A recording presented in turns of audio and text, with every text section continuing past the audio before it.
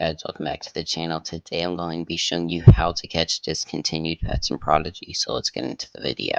Alright, so as you can see, I am fighting a tortoise right now, and it is after Winterfest. So I found this in Shiver Chill, and if we go to Pet Rescue, we can catch it. This is on a new account, and here's the card. So I'm assuming that you have to have a new account for this. I'm guessing it's a beta update sort of right now, because I was not able to find any of the discontinued pets on my main account, but I was able to find it on this one. You could try and find it on your main account, but I'm not 100% sure that it would work. Another one that is confirmed is Tribeak Stormcloud, which is right here. Right here you can see that S4MZIEECZZ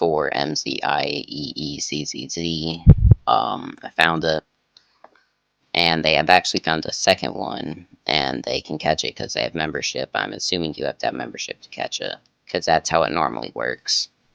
So I'm going to continue on in this for a few seconds, or until I can get to Skywatch, which I think will be when I get to 50% of Shiver Chill done, which I'm at 45.